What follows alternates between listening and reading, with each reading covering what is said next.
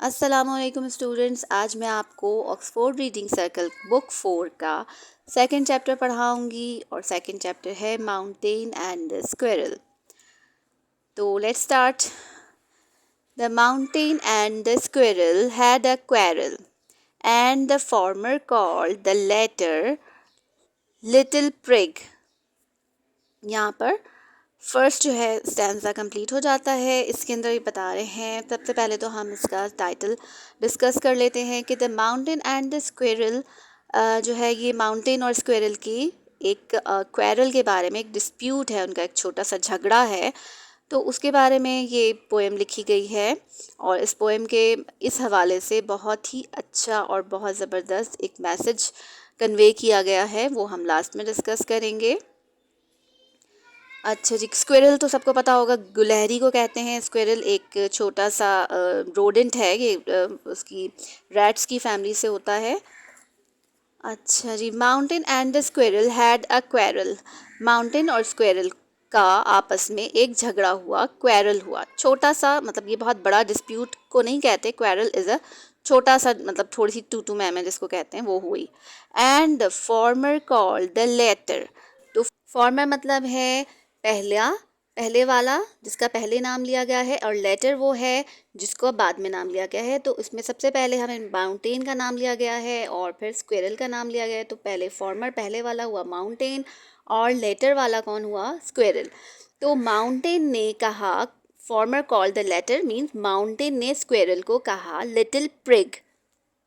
Prig का मतलब यहाँ पर नीचे शो हुआ है, a person who is self righteous and narrow minded.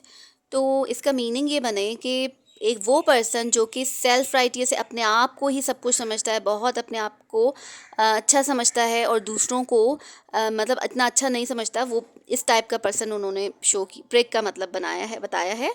और नैरो माइंडेड जो कि तंग दिमाग है, जो दूसरों को अच्छा नहीं समझता, ख़ुद को ज़्यादा अच्छा समझता है। तो माउंटेन ने उसको चिढ़ाने के लिए जानबूझ के ये वर्ड यूज़ किया है, लिटिल प्रिग। लिटिल प्रिग यानी कि ऐसा छोटे से, वो ऐसे पर्सन जो कि दूसरे को तुम अच्छा नहीं समझते, अपने आप को ही बहुत कुछ समझते हो। ठीक है। नेक्स्ट है बन रिप्लाइड। यहाँ पर बन जो है वो एक निकनेम यूज़ किया गया है for squirrel. You are doubtless very big but all sorts of things and weather. अच्छा, पहले मैं साथ साथ बताती जाती हूँ। यू आर डाउटलेस, डाउटलेस का मतलब है बेशक, वेरी बिग, आप बेशक बहुत बिग हो।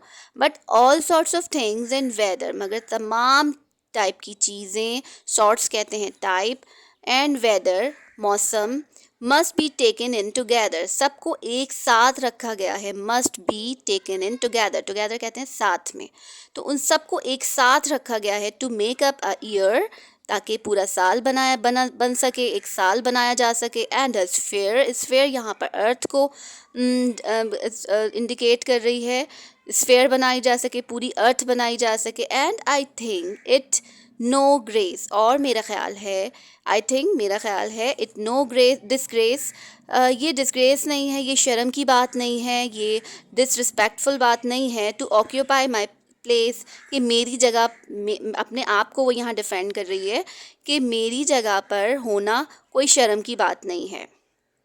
ये दूसरा स्टैंजा ख़त्म हुआ है।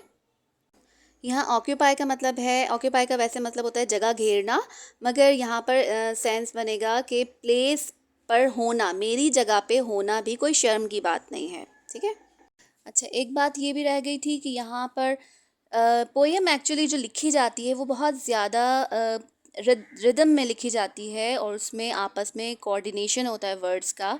तो यहाँ पर जो एक ये 90 but all sorts of things and weather, तो इसका जो है ये थिंग्स का ताल्लुक स्फेयर से है कि बहुत सारी टाइप की चीज़ें रखी गई हैं और बहुत सारी चीज़ें मिलकर अर्थ बनाती है। स्फेयर अर्थ को डिनोट कर रही है। और वेदर जो है, वेदर मौसमों का कॉम्बिनेशन है। तो वो मौसमों का जो कॉम्बिनेशन बन के वो पूरा साल बन जाता है। तो वो ये टू मेकअप अ ईयर, तो ये इस बात को यहाँ पर इस तरह से रिलेट किया गया है। नेक्स्ट पढ़ते हैं। If I am not so large as you, I am करके पढ़ेंगे इसको, आई एम नहीं पढ़ेंगे, क्योंकि यहाँ पर इसको कॉन्ट्रैक्शन में शो किया गया है और रिदम पैदा करने के लिए पोएम में। तो आई एम में ए यहाँ पर स्किप किया गया है और इसको कॉन्ट्रैक्शन यूज़ किया गया और इसलिए अपॉस्ट्रोफी ऊपर यूज़ किया गया है। If I am not so large, अगर मैं बहुत लार्ज नहीं हूँ, एज़ यू तुम्हारी तरह, you are not so small as I, और तुम मेरी तरह बहुत छोटे नहीं हो, and not half so spry. Spry means है एक्टिव एंड लाइवली, और यहाँ पर इसका बताया and not half so spry, half का मतलब आधा, और आधा भी तुम एक्टिव नहीं हो। ठीक है, मेरे अपने आप को ही कंपेयर करके कह रही है, तुम मेरे आधे भी एक्टिव नहीं हो।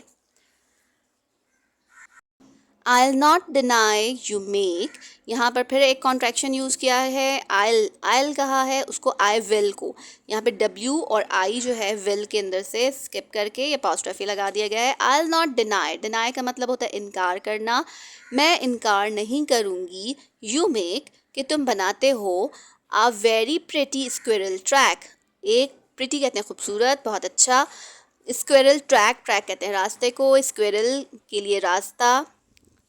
टैलेंट्स डिफ़र करते हैं, टैलेंट्स किसमें क्या टैलेंट है, सबके टैलेंट्स डिफरेंट हैं।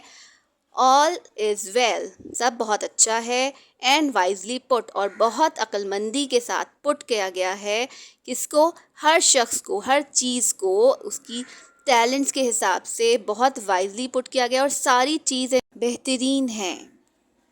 If I can not carry forest on my back, अगर मैं कैरी नहीं कर सकती, उठा नहीं सकती फॉरेस्ट को, जंगलात को, ऑन माई बैक मेरे कमर पर, neither can you crack a nut, neither तुम भी नहीं कर सकते, क्रैक एक नट को क्रैक नहीं कर सकते।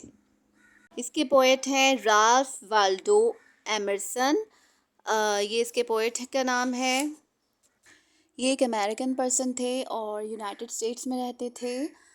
इसकी समरी ये है कि every creature in this world has its own importance, and though the squirrel is not as big as a mountain, it is energetic and can run around freely.